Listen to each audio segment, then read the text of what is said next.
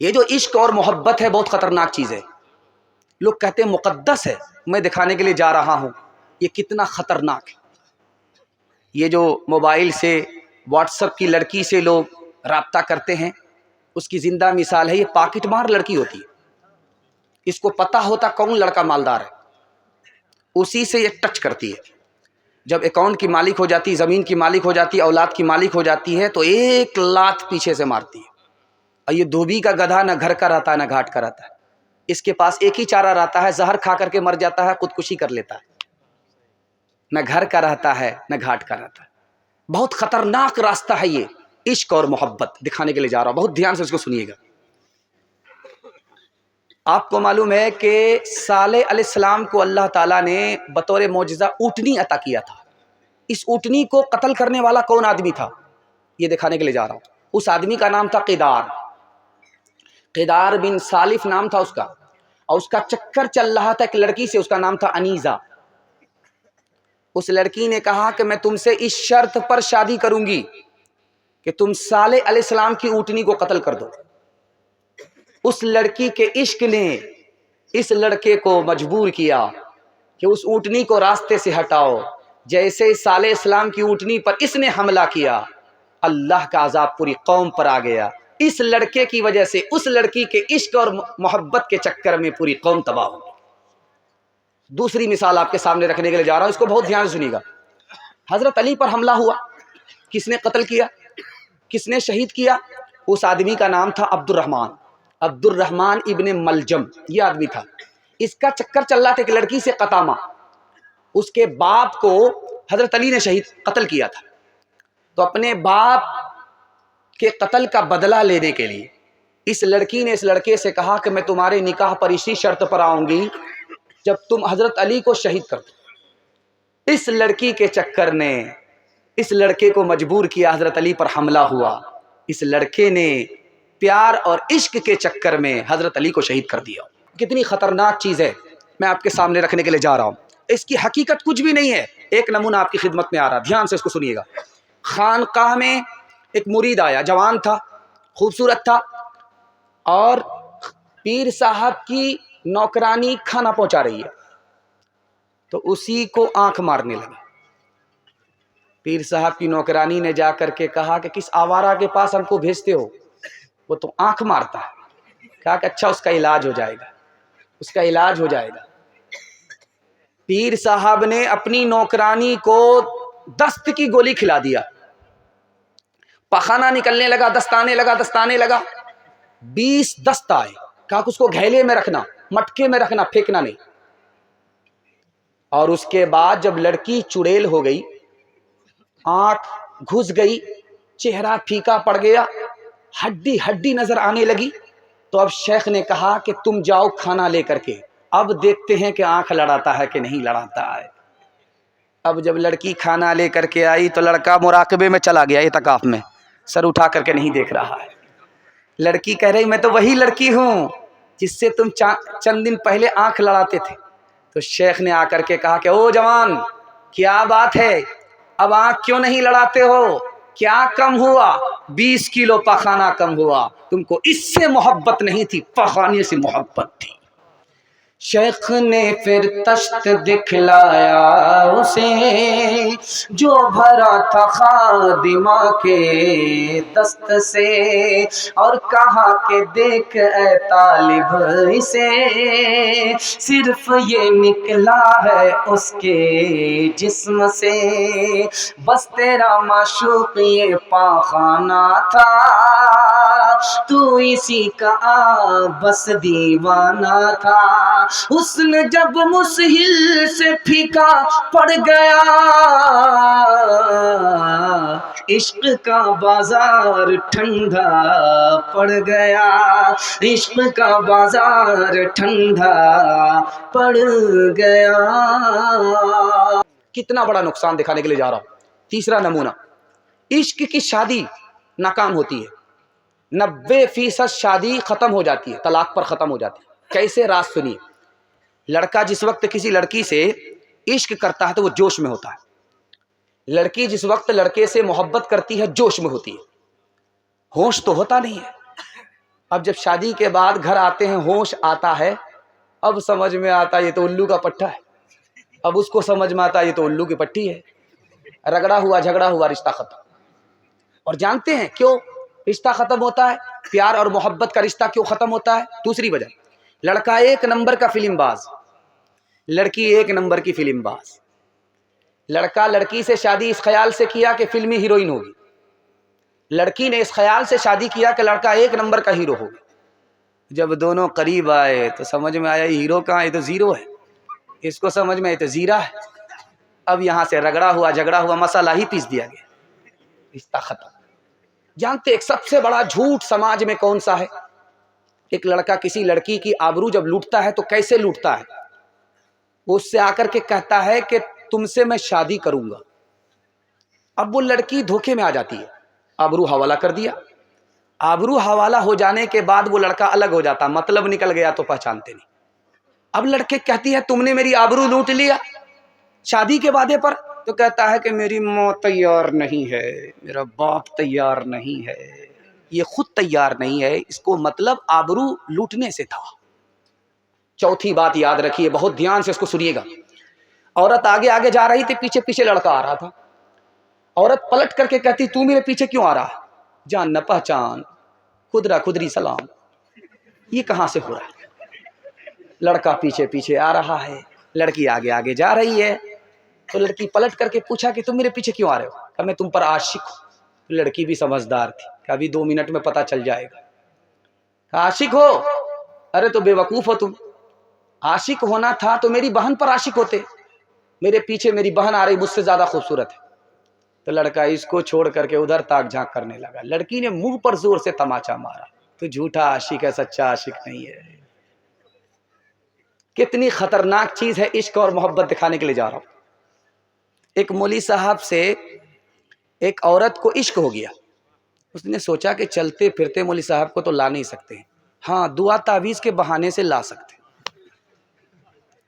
دعا تعویذ کے بہانے سے بلا لیا، دروازے کے اندر داخل کر کے لگا دیا۔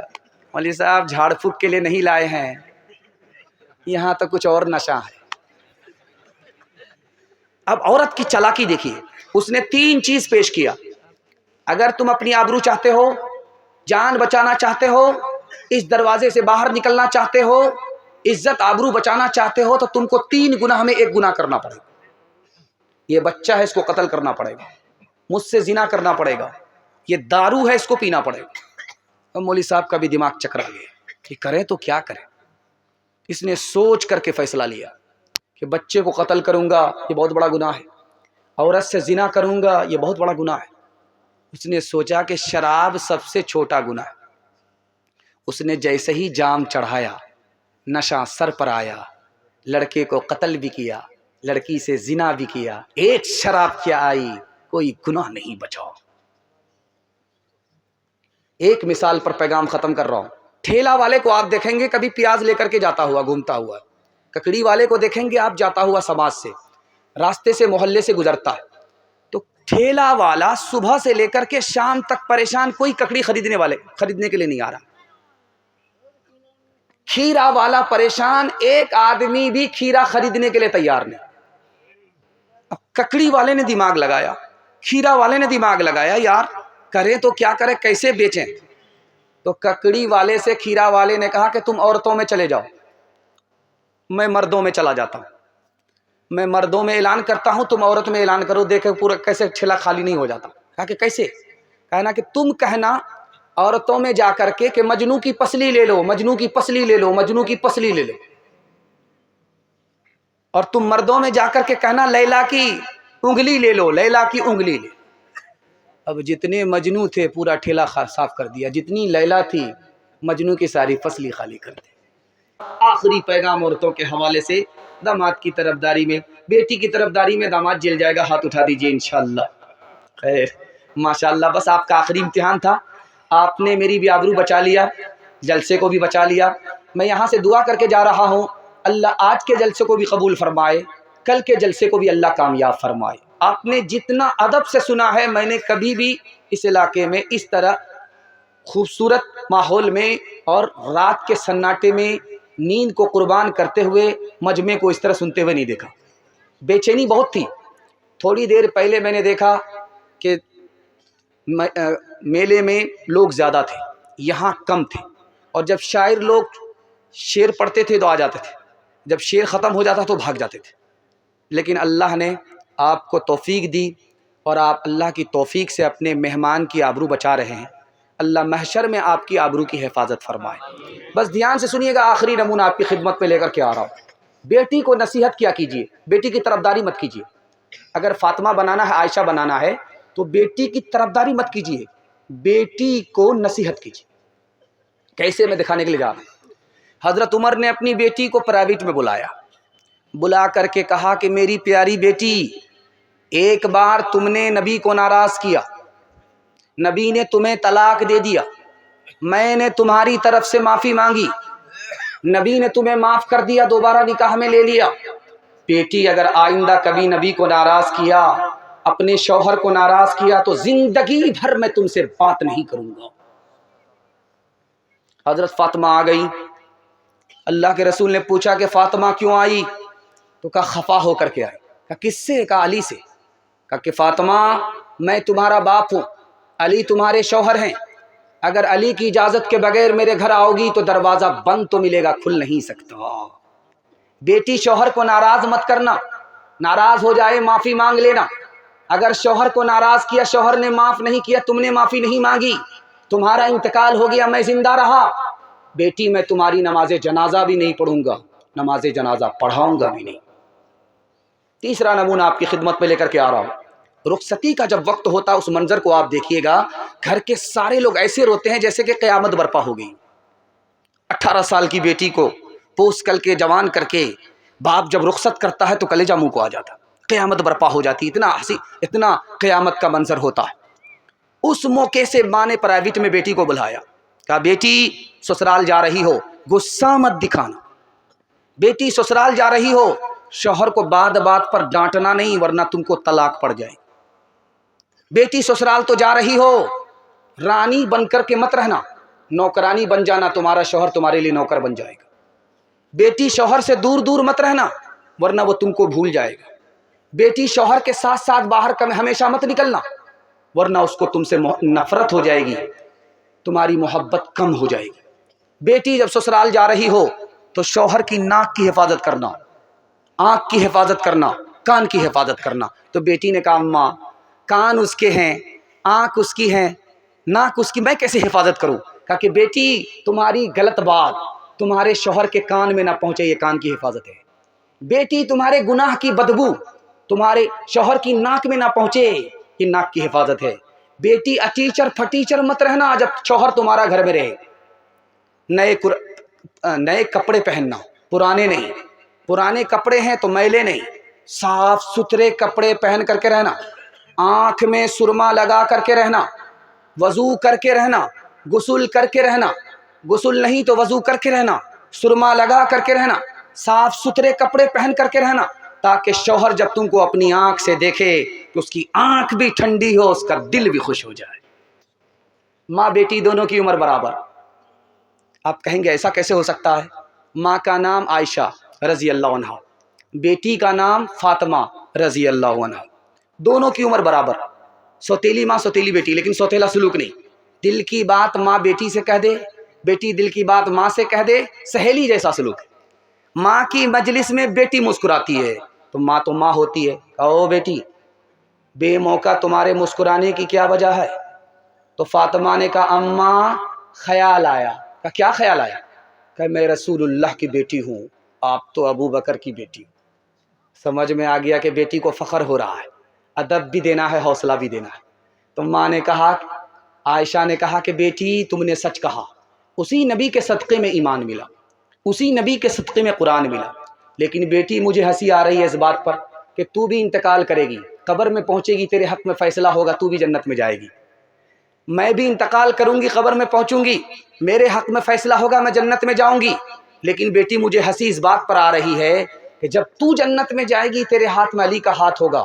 بیٹی جب میں جنت میں جاؤں گی تو میرے ہاتھ میں رسول اللہ کا ہاتھ ہوگا. آخری مثال پر پیغام کو ختم کر رہا ہوں. جب سسرال سے پہلی مرتبہ بیٹی آتی ہے، پہلی مرتبہ، تو گھر کی ساری عورت گھیر لیتی ہے، سوال جواب شروع ہوتا ہے۔ ایک عورت کہتی ہے تمہاری سسرال کیسی تھی؟ تو کہتی ہے سبحان اللہ۔ تمہارے سسر کیسے تھے؟ الحمدللہ۔ تمہارا شوہر کیسا تھا؟ ماشاء اللہ۔ اب باری آتی ہے کہ ساس کیسی تھی؟ کہتی ہے انا للہ لا حول ولا قوت الا باللہ، استغفر اللہ، جلے تو جلال تو اس بلا کو ٹال۔ اب ماں تو ماں ہوتی ہے، سمجھ گئی کہ میری بیٹی کو سب پسند ہے لیکن ساس پسند نہیں ہے، تو ماں نے ہاتھ پکڑ کر کے بیٹی سے کہا کہ بیٹی ایک بات کا جواب دو، تمہارے جواب سے سمجھ میں آیا کہ تم کو سب پسند ہے لیکن ساس پسند نہیں ہے۔ بیٹی میرے سوال کا جواب دو، جب تو میکے سے سسرال گئی تھی تو کون لے کر کے گئی؟ کہ میری ساس آئی تھی، 100 لڑکی میں مجھ کو پسند کیا، اپنے بیٹے سے میرا نکاح کرایا، بہو بنا کر کے میکے سے سسرال لے گئی۔ اب ماں نے کہا کہ بیٹی یہ ساس کا احسان ہے، اتنی اچھی سسرال ملی، یہ ساس کا احسان ہے، اتنے اچھے سسر ملے، یہ ساس کا احسان ہے، اتنے اچھے شوہر ملے۔ اگر ساس نے احسان نہیں کیا ہوتا تو تمہیں یہ دن دیکھنا نصیب نہیں ہوتا۔ بیٹی ساس بلا نہیں ہوتی، مصیبت نہیں ہوتی، کبھی ماں ہوتی ہے، کبھی ماں کے برابر ہوتی ہے۔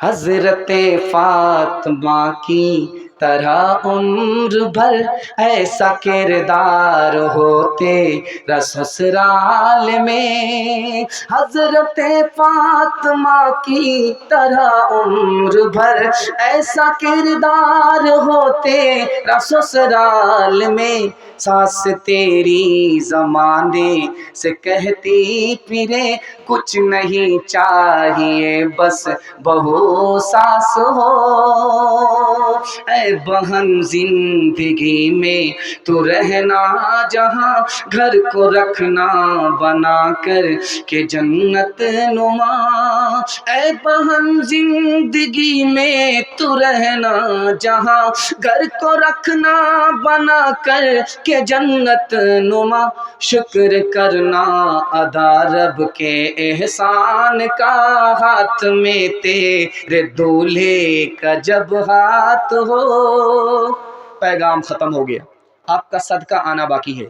مدرسے کا 4 احسان ہے، مدرسے سے 3 طرح کا تعلق ہے، 4 احسان کو یاد رکھیں گے، 3 تعلق کو باقی رکھیں گے، مدرسہ باقی رکھا۔ ہاتھ اٹھا کر کے وعدہ کیجئے انشاءاللہ، وعدہ کریں گے چندہ نہیں دیں گے۔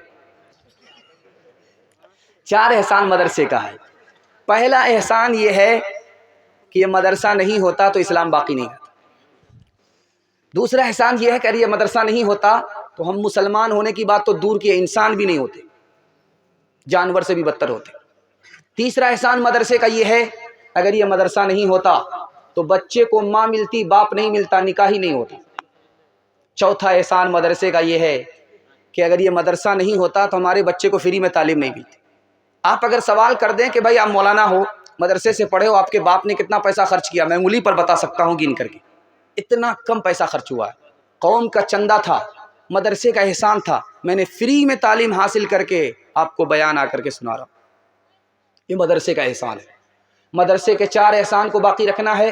3 تعلق مدرسے سے ہوتا ہے، اس کو اگر باقی رکھیں گے مدرسہ باقی رہے گا۔ پہلا تعلق یہ ہے کہ آپ مدرسے میں بھیج کر کے اپنے بچے کو تعلیم دلائیں گے، ہاتھ اٹھائیے انشاءاللہ، بالکل صحیح جا رہا۔ دوسرا تعلق یہ ہوتا ہے کہ مدرسے کے استاذ کی آپ تعظیم کریں گے، ہاتھ اٹھائیے انشاءاللہ۔ تیسرا یہ ہے کہ مدرسے کو جب ضرورت پڑے تو تعاون کریں گے، ہاتھ اٹھا دیجئے انشاءاللہ۔ ہر دم برس رہے ہیں انوار مدرسوں میں، آ کر تو کوئی دیکھے ایک بار مدرسوں میں، ہر پل محبتوں کا اظہار مدرسوں میں، گفتار مدرسوں میں، کردار مدرسوں میں، دن بھر تلاوتیں ہیں، دن بھر تلاوتیں ہیں، شب بھر عبادتیں ہیں، ہوتا نہیں کوئی دن اتوار مدرسوں میں۔ ہاتھ اٹھا کر کے وعدہ کیجئے تعاون کریں گے۔ ایک آخری مثال ہے، پیغام کو ختم کر رہا ہوں۔ نبی کی مجلس ہے، جیسے میں مجلس میں آپ کے سامنے خطاب کر رہا ہوں، آپ سن رہے ہیں، اور دعا کرتا ہوں اللہ ہمارے سنانے کو، آپ کے سننے کو بہت قبول فرمائے۔ نبی کی مجلس ہے اسی طرح، ایک آدمی کھڑا ہوا، وہ کھڑا ہونے والا کون تھا؟ ابو بکر۔ انہوں نے کھڑے ہو کر کے کہا یا رسول اللہ مجھے 3 چیزیں پسند ہیں۔ سارے مجمع کے کان کھڑے ہو گئے کہ کیا چیزیں پسند ہیں بڑے میاں کو؟ کہا یا رسول اللہ میری بیٹی آپ کے نکاح میں ہے، یہ مجھ کو پسند ہے۔ میں آپ کے اوپر مال خرچ کرتا ہوں، یہ مجھ کو پسند ہے۔ آپ کا چہرہ دیکھتا ہوں صبر ہو جاتا ہے، سکون مل جاتا ہے، یہ مجھ کو پسند ہے۔ کہا سبحان اللہ۔ جیسے ہی وہ بیٹھے دوسرے صاحب کھڑے ہو گئے۔ وہ دوسرے صاحب جو کھڑے ہوئے وہ کون تھے؟ حضرت عمر تھے۔ انہوں نے کھڑے ہو کر کے کہا یا رسول اللہ مجھے 3 چیزیں پسند ہیں۔ پھٹا پرانا کپڑا پیبند لگا کر کے پہن لیتا ہوں آپ کی سنت سمجھ کر کے، یہ مجھ کو پسند ہے۔ نیک کام کرتا ہوں جیسے آپ کرتے ہیں، یہ مجھ کو پسند ہے۔ دوسرے کو گناہ سے روکتا ہوں جیسے آپ روکتے ہیں، یہ مجھ کو پسند ہے۔ اللہ کے رسول نے سبحان اللہ کہا۔ وہ بیٹھے۔ اب ایک تیسرا آدمی کھڑا ہوا، یہ کون تھے؟ حضرت عثمان۔ کھڑے ہو کر کے کہا یا رسول اللہ مجھے 3 چیزیں پسند ہیں، قرآن کی تلاوت کرنا، بھوکے کو کھانا کھلانا، ننگے کو کپڑا پہنانا۔ اللہ کے رسول نے کہا سبحان اللہ۔ وہ بیٹھے، چوتھا آدمی کھڑا ہوا، حضرت علی کھڑے ہوئے، کہا یا رسول اللہ مجھے 3 چیزیں پسند ہیں، گرمی کا روزہ رکھنا یہ مجھے پسند ہے، دشمن سے مقابلہ کرنا یہ مجھے پسند ہے، دشمن سے مقابلہ کرنا یہ مجھے پسند ہے، کوئی مہمان آ جائے تو اس کی مہمان نوازی کرنا یہ مجھے پسند ہے۔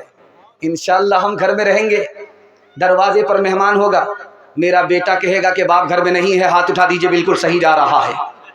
خیر ماشاءاللہ ڈس بریک مار کر کے آپ نے ثابت کر دیا کہ آپ جگہ پر ہی ہیں۔ نبی کی ہر ایک بات کی جس نے کی تصدیق وہی عظیم انسان ہے، وہی عظیم انسان ہے۔ ابو بکر صدیق، ابو بکر صدیق۔ عرب کے کافر سورما ہو گئے سب مدقو جب سے نبی کے ہو گئے یار عمر فاروق، یار عمر فاروق۔ ملتے رہ گئے ہاتھ سب بڑے بڑے دنوان، نبی پہ سب کچھ وار کے غنی ہوئے عثمان، غنی ہوئے عثمان۔ بستر پر سرکار کے علی سو گئے یار، ہجرت کی شب رہ گئے دشمن ہاتھ پسار، دشمن ہاتھ پسار۔ علم کے شہر رسول ہے، علی ہے اس کے دوار، نسبت کھلی کتاب ہے، پڑھ لے جگ سنسار، پڑھ لے جگ سنسار۔ قرآن کے حوالے سے یہ جلسہ ہے، اصلاح معاشرہ کے حوالے سے یہ جلسہ ہے۔ تو قرآن کے حوالے سے پیغام میں آپ کو سنانے کے لیے جا رہا ہوں، یہ دوسرا پیغام ہے اور بہت خوبصورت ماحول ہے۔ قبولیت کی گھڑی میں جلسہ پہنچ گیا ہے۔ اللہ قرآن سے ہم سب کو 100% رشتہ نصیب فرمائے۔ دھیان سے سنیے گا، جلدی سے نکل جائے گا۔ ایک نقطے کی بات سنیے، اس کو یاد رکھیے، کچھ یاد رہے یا نہ رہے۔ کیسے پتہ چلے گا کہ ہماری دعا قبول ہو رہی ہے نہیں ہو رہی؟ میں 1 منٹ میں آپ کو اس کا راز بتا رہا ہوں، آپ کو پتہ چل جائے گا۔ کیسے پتہ چلے گا کہ خدا ہم سے راضی ہے؟ 1 منٹ میں اس کا جواب آ رہا، میں آپ کو بتا رہا ہوں۔ کیسے پتہ چلے گا کہ میرا دل زندہ ہے یا مردہ ہے؟ اس کا بھی راز میں آپ کو بتانے کے لیے جا رہا ہوں۔ ہماری دعا کیسے قبول ہوگی یہ بھی قرآن سے پتہ چلے گا۔ ہمارا دل زندہ ہے یا مردہ ہے یہ بھی قرآن سے پتہ چلے گا۔ خدا ہم سے راضی ہے یا ناراض ہے یہ قرآن سے پتہ چلے گا۔ کیسے؟ میں آپ کو بتا رہا ہوں۔ اگر قرآن کی تلاوت نہیں ہے، قرآن پر عمل نہیں ہے، تو مطلب صاف ہے کہ ہماری دعا قبول نہیں ہوتی ہے۔ قرآن سے ہمارا رشتہ نہیں ہے تو سمجھ جائیے خدا سے ہمارا کوئی رشتہ ہی نہیں ہے۔ تیسری بات، اگر ہمارے دل میں قرآن ہے تب تو یہ دل زندہ ہے، اگر دل سے قرآن نکل گیا تو یہ ہمارا دل مردہ ہے۔ یہی وجہ ہے کہ مردہ کو جگائیے وہ جاگتا نہیں ہے، اگر سویا ہوا ہوتا تو جاگ جاتا۔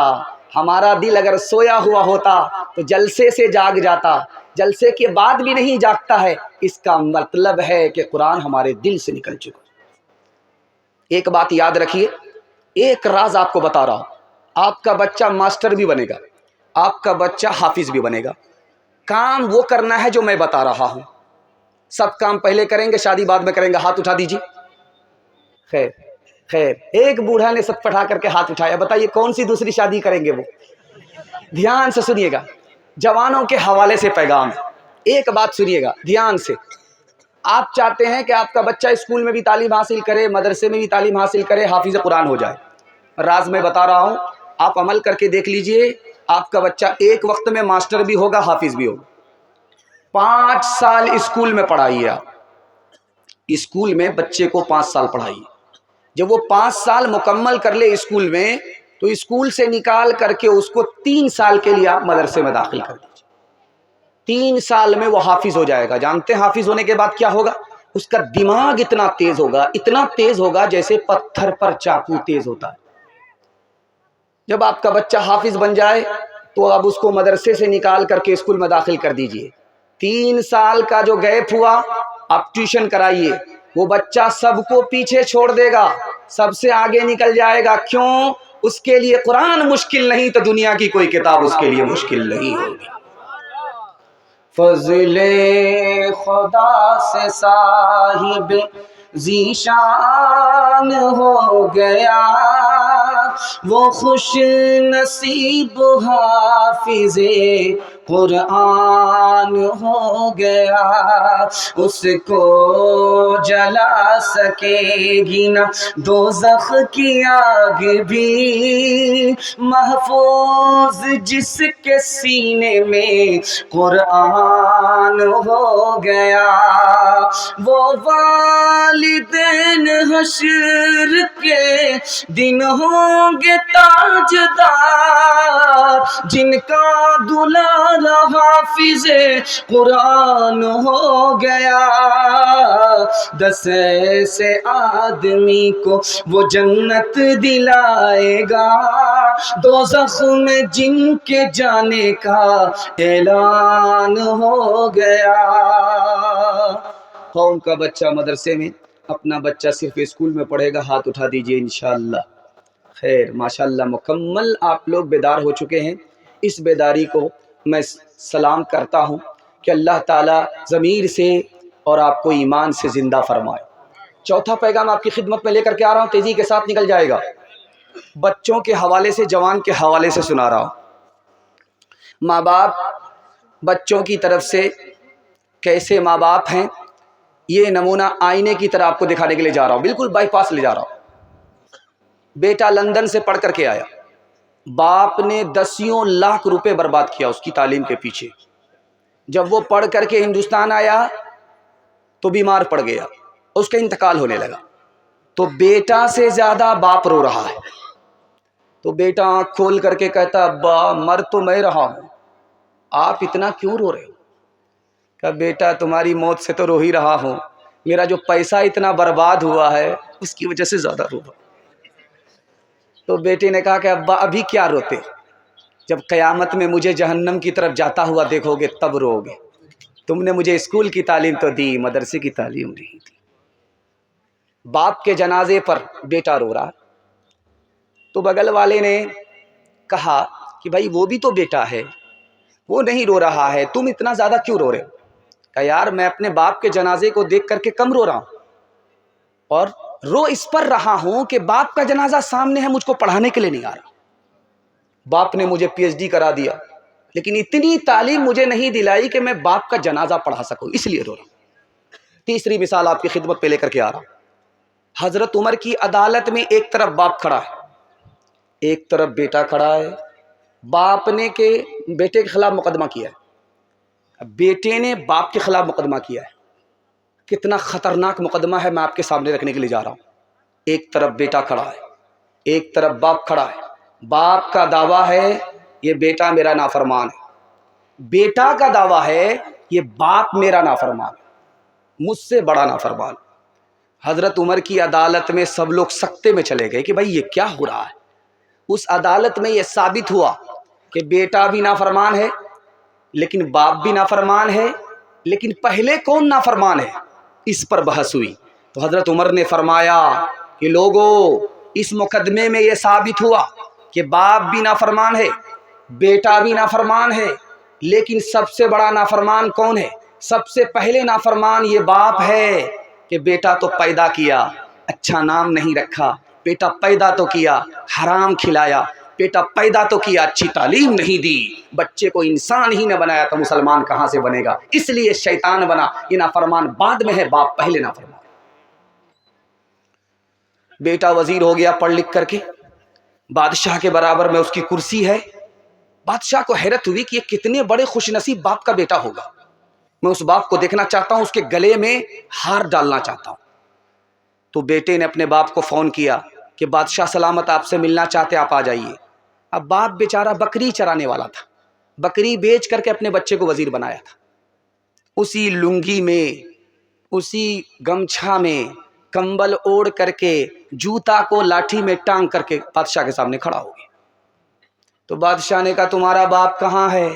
کہا وہی تو میرے باپ ہے۔ کہا یہ الو کا پٹھا، بھینس کا انڈا، کیلے کا چھلکا تمہارا باپ ہے؟ کہا میرے باپ کو بے وقوف مت کہو، بے وقوف تو میرا دادا تھا کہ میرے باپ کو پڑھایا ہی نہیں۔ میرا باپ اگر بے وقوف ہوتا تو مجھ کو پڑھا لکھا کر کے وزیر بنا کر کے تمہارے برابر کی کرسی کا مالک نہیں بناتا۔ عدالت میں فیصلہ ہوا، اس لڑکے کو پھانسی پر چڑھا دو، لیکن پھانسی پر چڑھانے سے پہلے اس کی آخری خواہش معلوم کرو کہ یہ کیا چاہتا ہے۔ اس لڑکے کی پھانسی ہو رہی ہے، اس سے پوچھا گیا تمہاری آخری خواہش کیا ہے؟ کہا کہ میری ماں زندہ ہے، میں اپنی ماں سے آخری وقت میں بات کرنا چاہتا ہوں، راز کہنا چاہتا ہوں، کان میں بات کرنا چاہتا ہوں۔ ماں آ گئی، جیسے ہی کان بڑھایا بیٹے نے کان کاٹ لیا۔ حاکم نے کہا کتنا بڑا ظالم ہے، ابھی فوراً تختہ دار کیا جائے گا۔ اس کی خواہش تھی کہ ماں سے بات کرے، لیکن ماں نے جیسے ہی کان بڑھایا اس کے کاٹ لیا۔ کہا او حاکم، تمہیں پتہ نہیں میں نے اس کے کان کیوں کاٹے؟ یہی وہ ماں ہے، بچپن میں چوری کر کے لا کر کے دیتا تھا، یہ میری پیٹھ ٹھوکتی تھی، اگر کان کے نیچے ایک تماچا لگا دیتی میری چوری چھوٹ جاتی، ڈکیتی چھوٹ جاتی۔ آج میں پھانسی پر چڑھ رہا ہوں، اسی ماں کی وجہ سے چڑھ رہا ہوں۔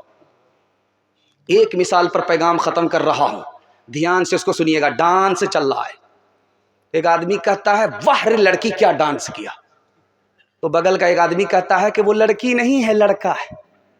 تو یہ آدمی کہتا ہے سوری میڈم، غلطی ہو گئی۔ کہا میں میڈم نہیں ہوں، اسی لڑکے کا باپ۔